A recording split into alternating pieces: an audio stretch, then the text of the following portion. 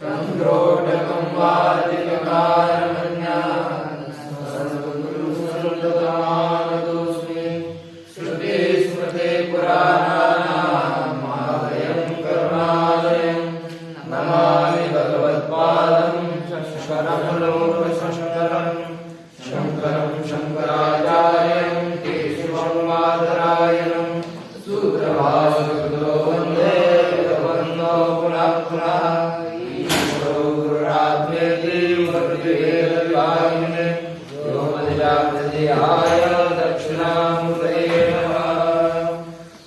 यद्विद्याविलासेन भूतभौतिकसृष्टयः नमामि परमात्मानं सच्चिदानन्दविग्रहम्।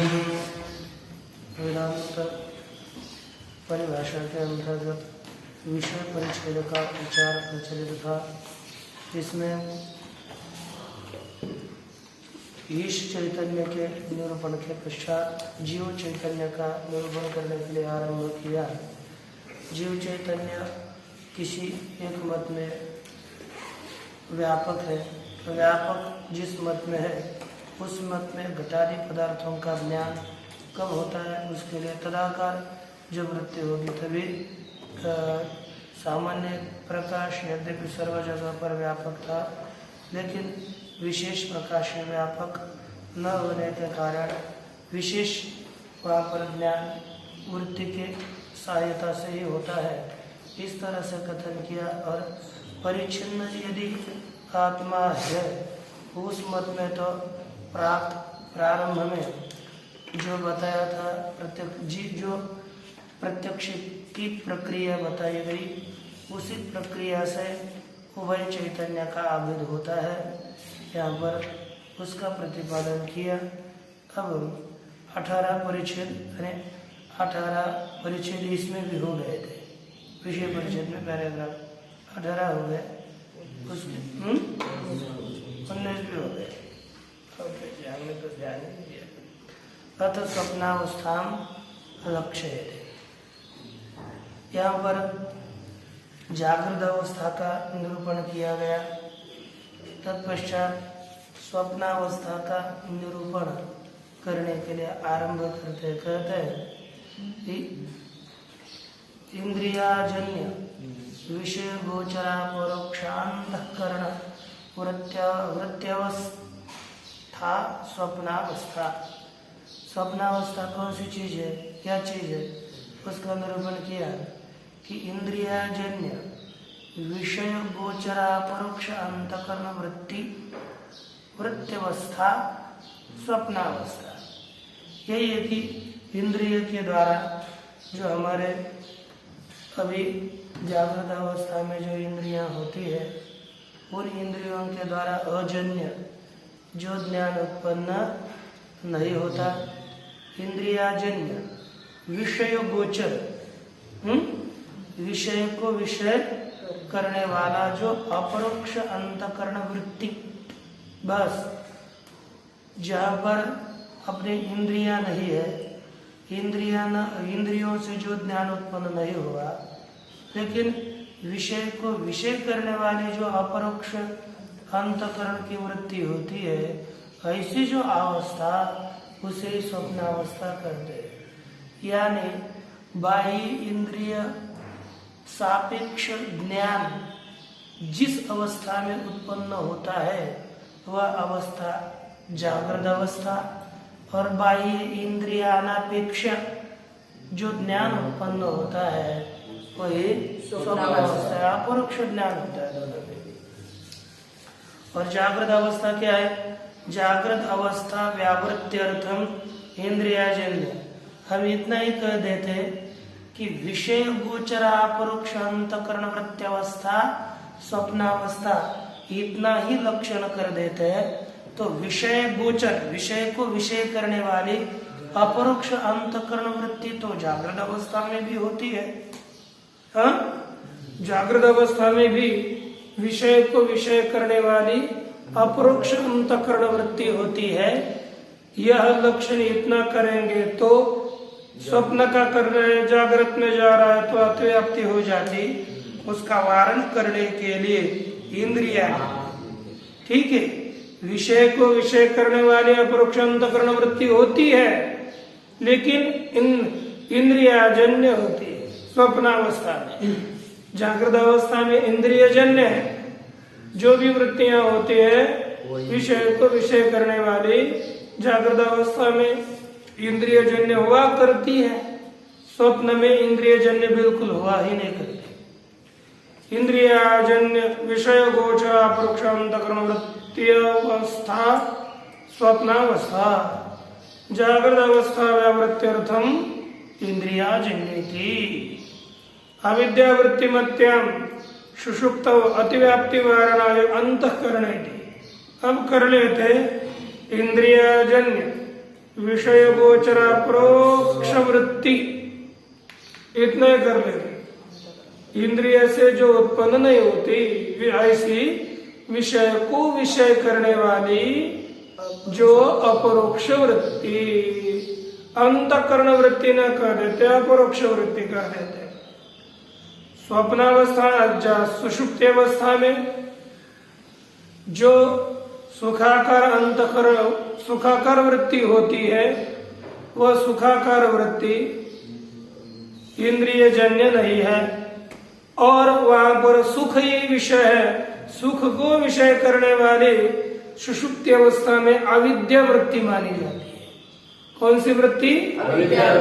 जागृत अवस्था और स्वप्नावस्था में दोनों जगह पर अंतःकरण वृत्ति है, लेकिन जागृत अवस्था में जो विषय को विषय करती है वृत्ति वह इंद्रियजन्य होती है, और स्वप्नावस्था में वह वृत्ति इंद्रियजन्य नहीं होती। सुषुप्ति अवस्था की जो अविद्या वृत्ति है वह भी इंद्रियजन्य नहीं है, लेकिन सुषुप्ति में वृत्ति होने वाली वह अविद्या की वृत्ति है, और जब स्वप्नावस्था में अंतःकरण की वृत्ति है। इतना ही अंतःकरण पद हटा देते तो लक्षण हो जाता इंद्रियाजन्य विषय गोचर अपरोक्ष वृत्त्यवस्था, इतना होता।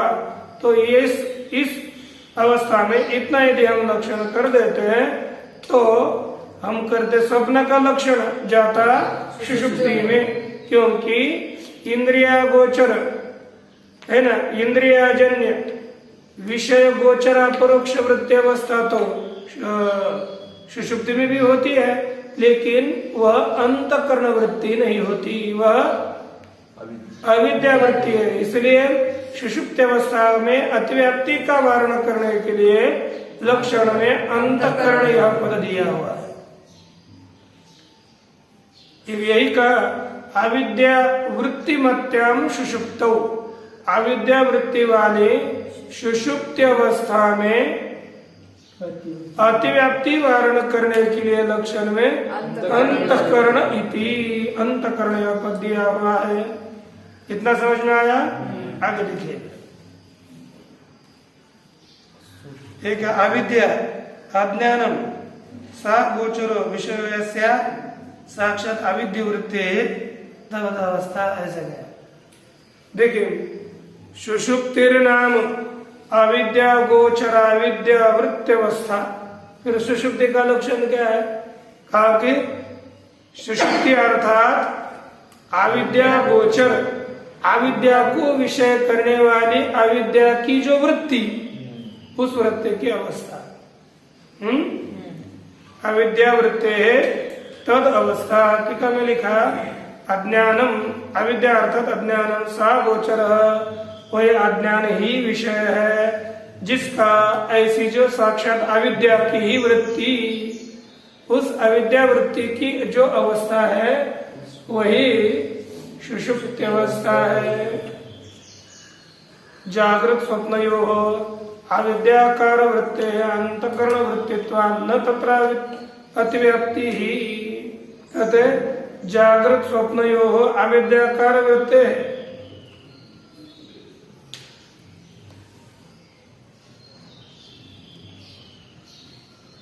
आगे देखो जो जागृत और स्वप्न है उसमें यह अविद्या कारवृत्ते है अंतःकरण वृत्तित्वात्। अच्छा, जो जागृत और सुषुप्ति अवस्था, जागृत और स्वप्नावस्था है, उनमें अंतःकरण वृत्तित्वात्। वे कैसी है? अंतःकरण वृत्ति है, इसलिए अविद्याकार वृत्ति है तत्र अतिव्याप्तिर्न। अविद्या अज्ञानाकार वृत्ति वाली यहाँ वहां पर भी जागृत स्वप्न में भी जो अविद्याकार वृत्ति होती है, अगर आज्ञाकार अहम अज्ञानी, अहम अज्ञानी, अहम किमपि न जाने, ऐसे जो जागृत और स्वप्न में आप बोलते हैं वो अज्ञानाकार वृत्ति, अविद्याकार वृत्ति तो है, लेकिन कौन सी वृत्ति है? अंतःकरण वृत्ति ही अज्ञानाकार होती है। जागृत अवस्था में और स्वप्नावस्था में, उभय अवस्था में जो अज्ञानाकार वृत्ति होती है वह अंतःकरण की वृत्ति है, और सुषुप्ति अवस्था में जो अज्ञानाकार वृत्ति होती है वह अविद्या वृत्ति है।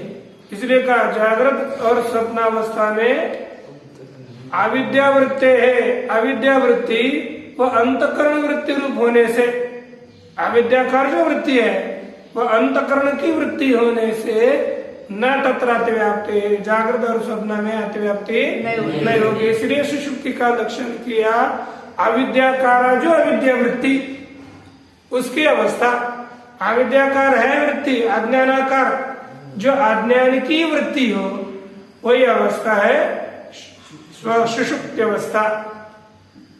अत्र किंचित् मरण मूर्छयोर अवस्थान्तरत्वम् आहुः।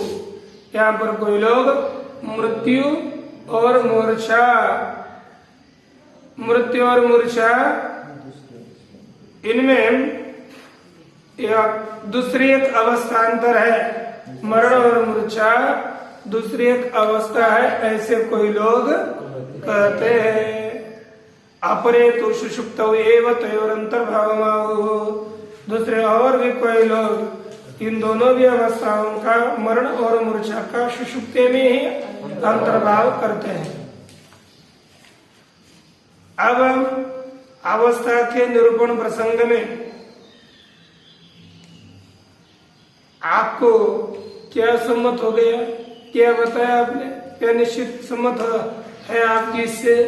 तो कहते हैं तत्र तयोरवस्थात्रयान्तर्भाव बहिर्भावयोस्त्वं पदार्थ निरूपणे उपयोगाभावात् न तत्र प्रयत्यते। कहते तत्र अवस्था त्रयांतर्भाव बहिर्भावयोः, कहते हैं कि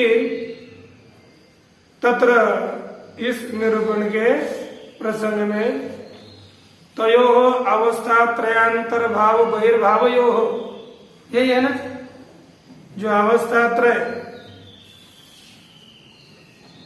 त्रय के अंतर्भाव और बहिर्भाव में त्वम पदार्थ निरूपणे है, ये चाहिए था आगे जोड़कर, अंतर्भाव बहिर्भावयोः त्वम पदार्थ निरूपणे। अरे ये जो अवस्था त्रय है उस अवस्था त्रय के अवस्था त्रय के अंतर्गत और बाहर, अब तीनों अवस्था के अंदर और बाहर, इन दोनों में, इस बाहर, अंदर और बाहर में त्वम पदार्थ निरूपणे उपयोगा भावा, क्योंकि ये तीन अवस्था के अंदर है, बाहर है, इसका त्वम पदार्थ के निरूपण में कोई उपयोग न होने से न तत्र प्रयत्यते, अर्थात ये अवस्था के तीनों की अवस्था अंतर्गत आता है, बाहर आता है, इसके निरूपण में, अर्थात ये जो जीव है वह तीनों के अंतर्गत आता है, बाहर आता है, इसके निरूपण में हमने प्रयास नहीं किया। तस्य च मायोपाध्यपेक्षयैकत्वम्, यह जो जीव है वह जीव माया उपाधि के अपेक्षा से एक है। मायोपाध्यपेक्षया एकत्वम, जीव में माया उपाधि की अपेक्षा से एकत्व है, एक ही है, अलग नहीं है। अंतकरण उपाध्यपेक्षया च नानात्वं व्यवहार्यते, और अंतकरण की उपाधि के अपेक्षा से वह जीव नाना है, ऐसा व्यवहार किया जाता है। एतेन जीवस्य अणुत्वं प्रत्युक्तम, इसके द्वारा जीव का अणुत्व खंडित किया गया, जीव के अणुत्व का निराकरण किया गया। बुद्धेर्गुणेन आत्मगुणेन चैव याराग्र मात्र ह्यवरोपि दृष्टः इत्यादौ जीवस्य बुद्धि शब्दवाच्य अंतःकरण परिणामोपाधिक परमाणुत्व श्रवणात्। कहते कि एतेन, इसके द्वारा जीवस्य अणुत्वम प्रत्युक्तम, अर्थात ये जो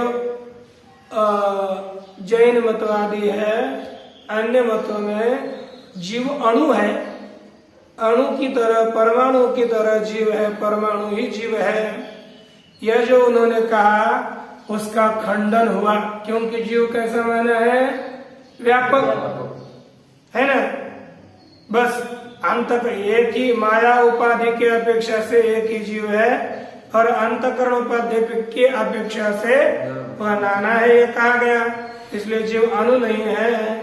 बुद्धेर गुणेन आत्मगुणेन चैव ह्याराग्र मात्रो ह्यवरोपि दृष्टा। वह कहते हैं कि बुद्धि के गुण के द्वारा और आत्मगुणेन चैव, आत्मा के गुण के द्वारा, याराग्र मात्रो, हो जैसे आरा होते हैं ना, आरा एकदम सुई का टोक की तरह, उतना छोटा, अवरोप दृष्टा, वह एकदम सूक्ष्म भी उसको कहा जाता है। वह व्यापक भी है और वह सूक्ष्म भी है। इस तरह से भी उसका व्यवहार आराग्र मात्र परिचिन भी देखा गया है। इत्यादि श्रुतियों में उसका जो अंत बताया, वो कैसे कहते? बुद्धि शब्दवाच्य अंतकरण परिणाम उपाधि परमाणुत्व दर्शनात्। इससे क्या दिखता है? परमाणु है, लेकिन कितना? बुद्धि शब्दवाच्य जो अंतकरण, बुद्धि शब्द का वाच्य अंतकरण, उस अंतकरण परिमाणोपाधिक, अंतकरण रूपी जो उपाधि है, अंतकरण के परिणामात्मक उपाधि का यही परमाणु तो उसमें श्रवण किया गया है। अतिशय लघुत्व श्रवण नहीं किया। अंतकरण उपाधिक परमाणुत्व, अर्थात अंतकरण जितना बड़ा है उतना उसका परमाणुत्व है, इतना उसका स्वरूप बड़ा है, यही बताया गया। और वह जीव कैसा है? नए एक मत में वह जीव जड़ माना गया है, तो कहते सच जीव स्वयं प्रकाश। न्याय मताभिमत जो जड़ जीव है तद्वत यहाँ पर उसमें जब ज्ञान गुण उत्पन्न होता है तभी वह चेतन है न्याय मत में, लेकिन वेदांत मत में सर्वदा चेतन है, इतना उनमें भेद है।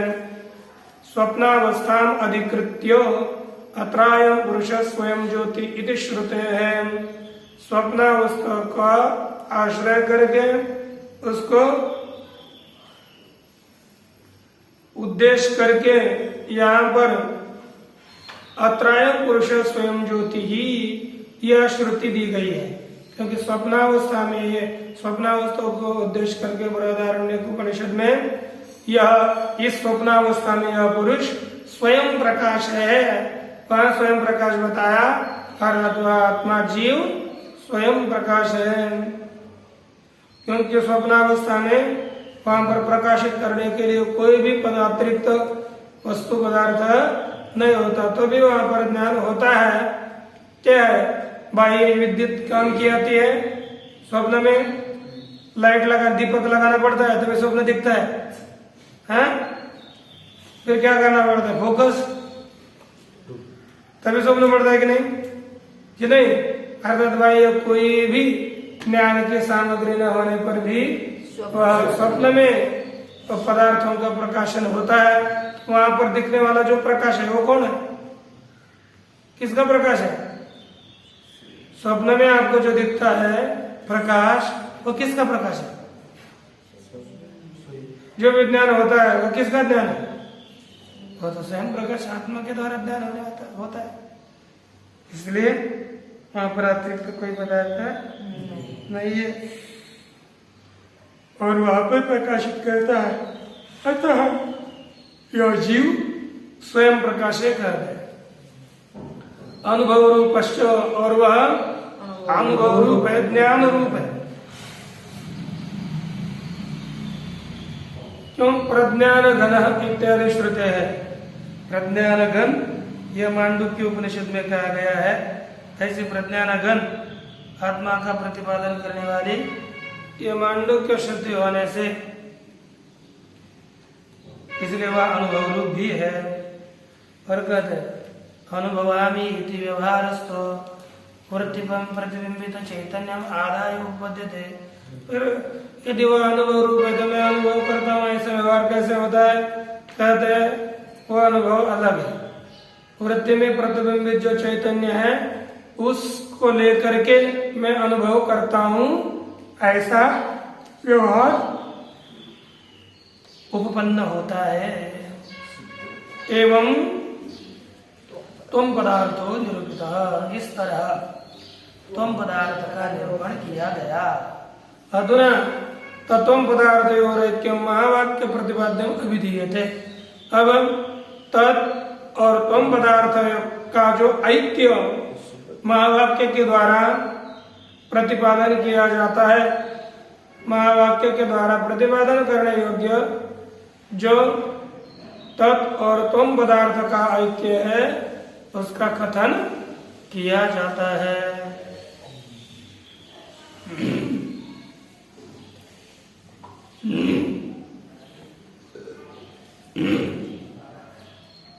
जीव और ईश्वर, यह जो तत् और तम पद के अर्थ है, इन दोनों का ऐक्य प्रतिपादन करने के लिए आरंभ में एक शंका उठाकर कहते हैं, ननु नाहम ईश्वर इत्यादि प्रत्यक्षेण किंचित ज्ञत्व सर्वज्ञत्व विरुद्ध धर्माश्रयत्वादिलिंगेन द्वासुपर्णा इत्यादि श्रुत्या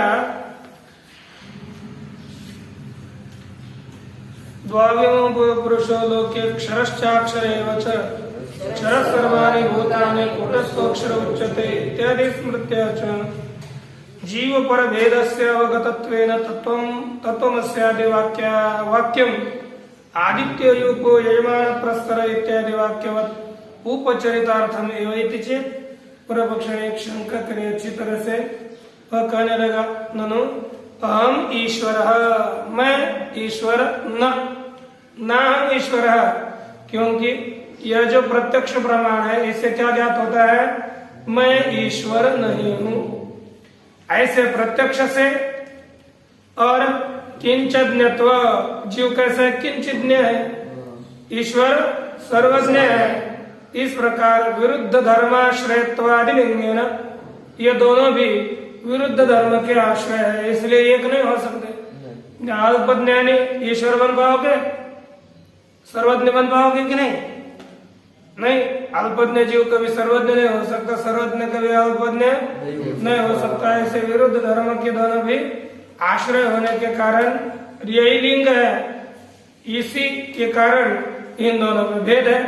प्रत्यक्ष से भी भेद सिद्ध होता है कि आम ईश्वर होना, और अनुमान से ही जीव है ईश्वराना किंचिज्ञत्व,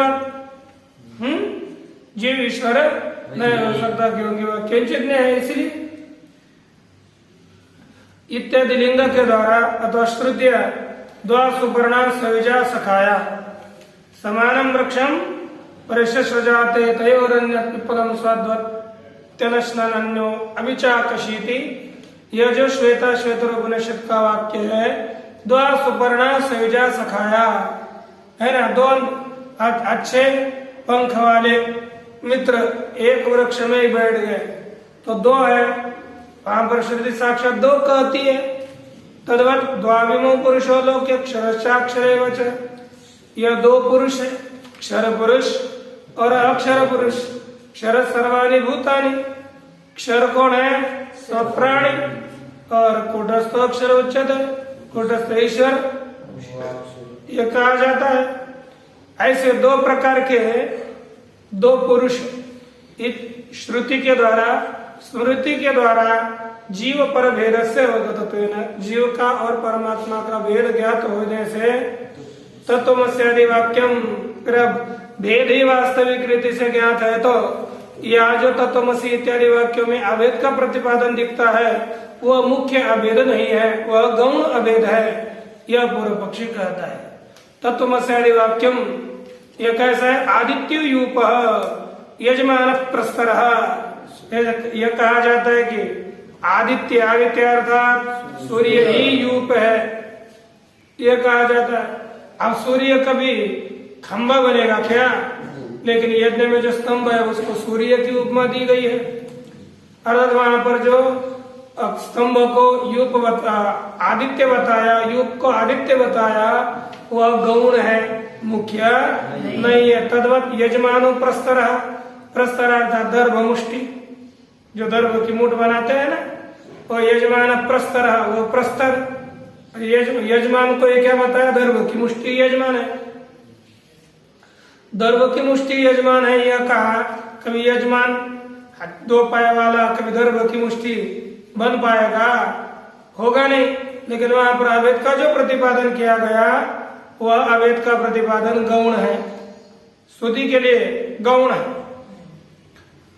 इसलिए इत्यादि वाक्यवद उपचरितार्थम एवं, ये जैसे दो वाक्य आदित्य यूप एक यजमानो प्रस्तराधन, इन वाक्यों की तरह तत्वमसी वाक्य में जो अभेद बताया वह गौण है, मुख्य नहीं है। इसे न उत्तर देते। भेद प्रत्यक्षस्य संभावित कर्ण दोषस्य असंभावित दोषजन्य ज्ञानेन बाध्यमानत्वात्। ये कहते हैं कि भेद प्रत्यक्षस्य, जो भेद का प्रत्यक्ष है, संभावित कर्ण दोषस्य, और संभावित जो इंद्रिय दोष, असंभावित दोषजन्य ज्ञानेन बाध्यमानत्वात्। जो भेद का प्रत्यक्ष है, सिद्धांत कहते हैं भेद के प्रत्यक्ष का और संभावित कर्ण दोषस्य, वो कैसा है? संभावित इंद्रियजन्य दोष वाला जो भेद का प्रत्यक्ष है, इंद्रिय से होने वाले जो दोष, उस दोषजन्य जो भेद प्रत्यक्ष है, वह भेद प्रत्यक्ष असंभावित दोष वेदजन्य ज्ञानेन। देखो, जिसमें कहीं पर भी दोष संभव नहीं है, ऐसा कौन सा ज्ञान है? वेद ज्ञान। और जिसमें दोष संभव है, ऐसा कौन सा ज्ञान है? प्रत्यक्ष ज्ञान, इंद्रियजन्य प्रत्यक्ष ज्ञान।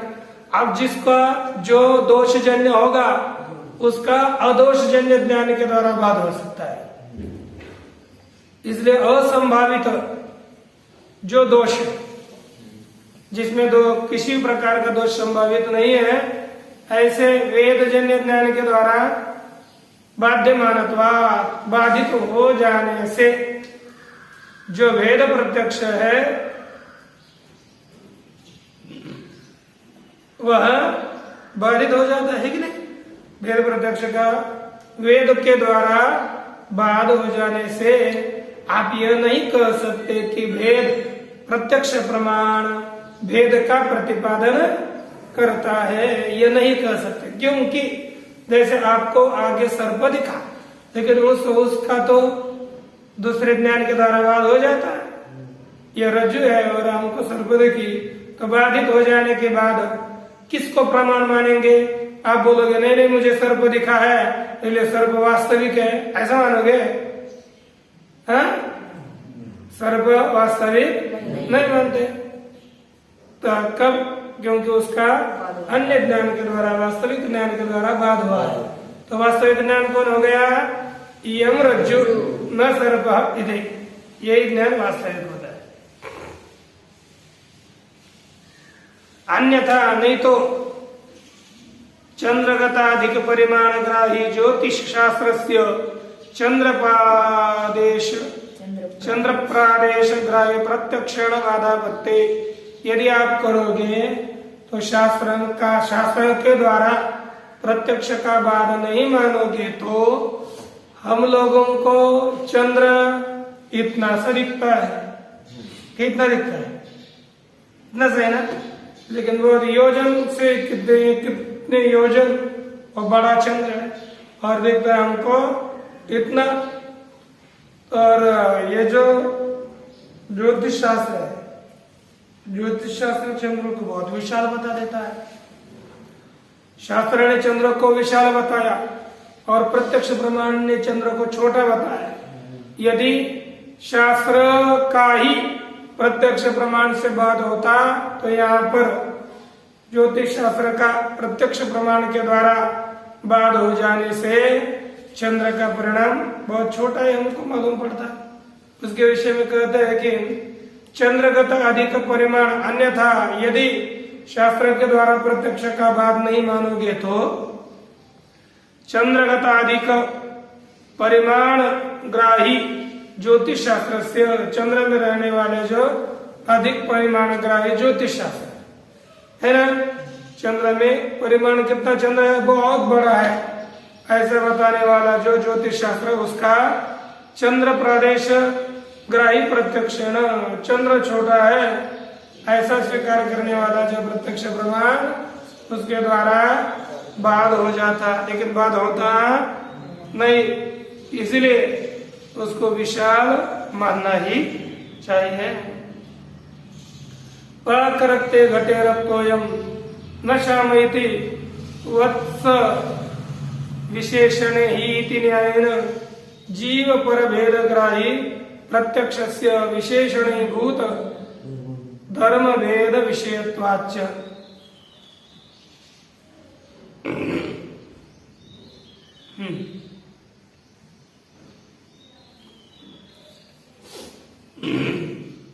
ये कहते हैं कि पाक रखते घटे, पाक अर्थात पहले घट काला था, बाद में ये भट्टी होती है ना जिसमें घट को भुनाते हैं, घट को भूनने के लिए भट्टी में डाल दिया तो क्या होगा, पाक हो गया कि नहीं, पक गया। पकने के बाद वो घट था काला लेकिन बन गया लाल। वही का पाक के द्वारा लाल हुआ जो घट, उस घट में रक्तोयम क्या प्रयोग होता है, यह घट लाल है, न श्याम है इति, यह घट काला नहीं है ऐसे।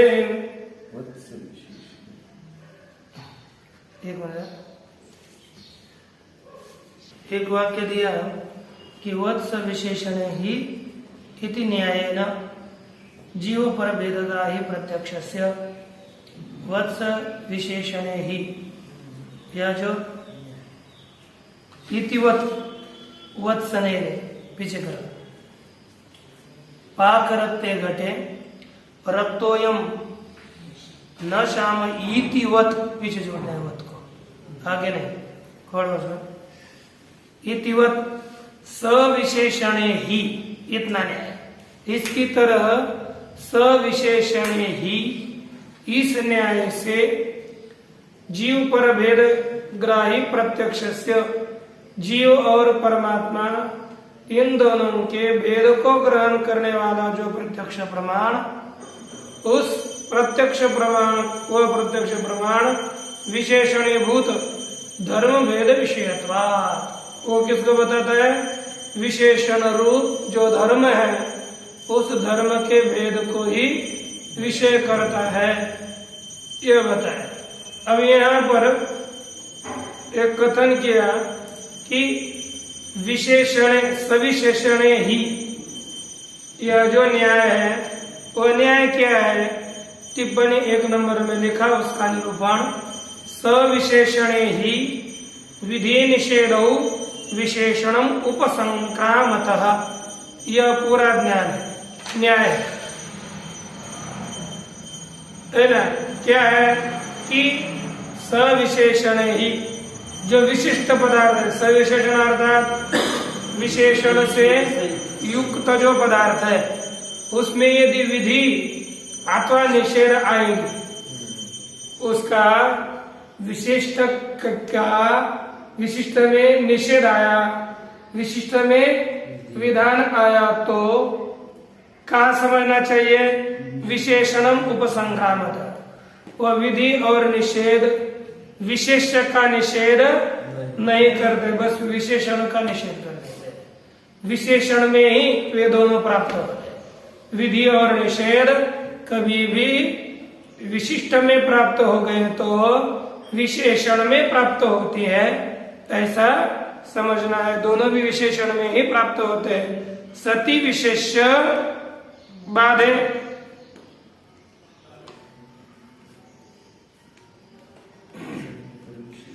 विशेष का बाद हो जाने पर, है ना, विशेषण में ही सती विशेषाबाद है, समझिएगा। विशेष का बाद न होने पर यह सब किसी में प्रवृत्त होते हैं? विशेषण में ही प्रवृत्त होते। जैसे यथा रक्त घटे विद्यमाने श्याम घटो नास्ति घट रूपे विशेषे, क्या है? जैसे रक्त घट है, रक्त घट विद्यमान होने पर पहला लाल था, काला था ना, बाद में लाल हो गया, तो हम लोग बाद में घटा घड़ा भूनने के बाद क्या बोलते हैं? यह तो लाल घट है, काला घट नहीं है।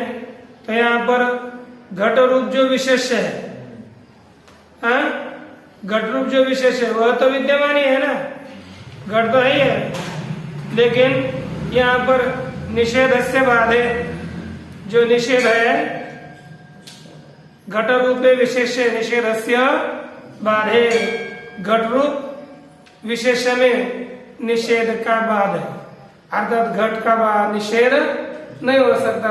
घट नहीं है ऐसा बोल सकते हैं क्या? घट का निषेध नहीं है यहाँ पर, बस कृष्ण वर्ण, घट तो वही है लेकिन पहले था काला, बाद में हो गया लाल, तो घट नहीं, ये नहीं बोल सकते। वो घट रूप विशेष का बाद है ना, घट रूप विशेष का जो निषेध किया, उस निषेध का ही बाद हो जाता है, अर्थात घट का निषेध नहीं होता। लेकिन उसका जो विशेषण रूप श्याम गुण है, काला गुण, केवल उसी काले गुण का ही निषेध हो जाता है। रक्तोयम घटा न श्यामो, इस वाक्य में विशेषण का बाद होता है और विशेष का बाद नहीं होता, यही बताना था। उसी तरह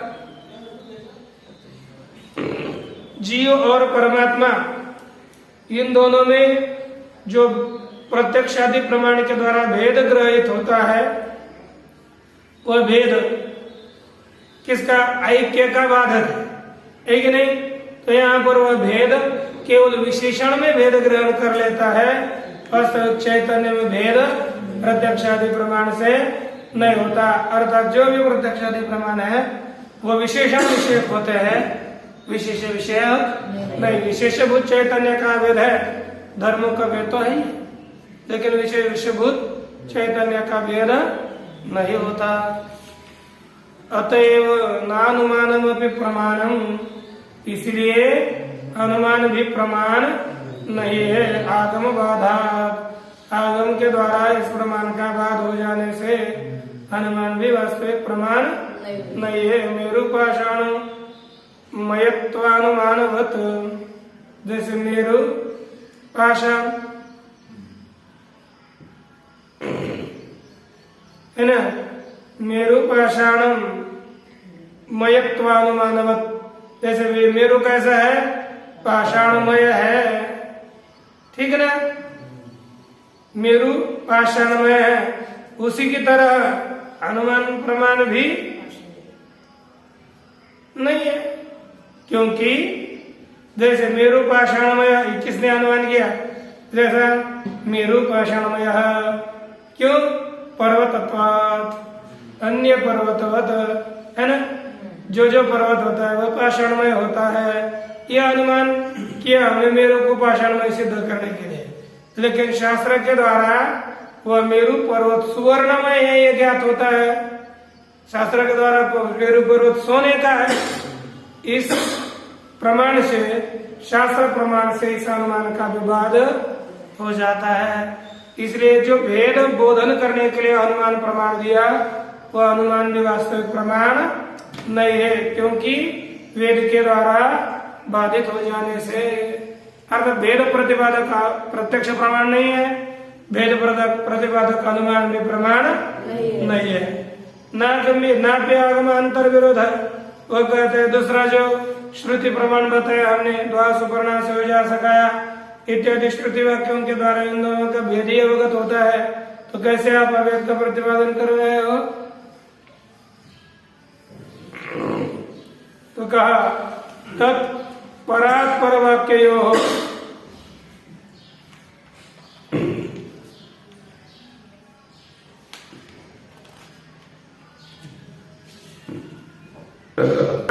तत्पर वाक्ययोः तत्पर वाक्य से बलवत्वेन तत्परक और अतत्परक ऐसे दो वाक्य हैं। इन दोनों वाक्यों में तत्पर वाक्य बलवान होता है, जिस तात्पर्य तत्पर और अतत्पर।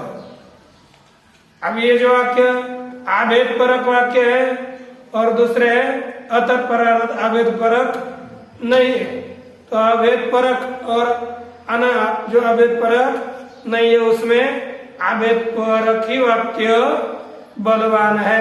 इसलिए लोक सिद्ध भेदानुवादी द्वा सुपर्णादि वाक्यापेक्षया कहते लोक सिद्ध अर्थात लोक में सिद्ध जो भेद है उस भेद का अनुवाद करने वाले द्वा सुपर्णा सयुजा सखाया इत्यादि वाक्यों की अपेक्षा से उपक्रमोपसमारावगत उपक्रमोपसमाराभ्यास पूर्वता फल अर्थो वादोपत्ति च लिंगम तात्पर्य निर्णय, यह जो 6 तात्पर्य के निर्णायक लिंग है उनके द्वारा अवगत ज्ञात जो अद्वैत तात्पर्य विशिष्ट तत्वमस्यादि वाक्य, अद्वैत के तात्पर्य से विशिष्ट तत्वमस्यादि वाक्य है वही प्रबल है। और प्रबलेन बलवता दुर्बलम बाध्यते इति न्याय से श्रुति वाक्य के द्वारा अन्य जो श्रुति वाक्य भेद प्रतिपादक उस भेद प्रतिपादक वाक्यों का बाध हो जाता है और वस्तुतः अभेद ही सिद्ध होता है। और इसके पश्चात आगे का विचार। ओम पूर्णमदः पूर्णमिदं पूर्णात् पूर्णमुदच्यते पूर्णस्य पूर्णमादाय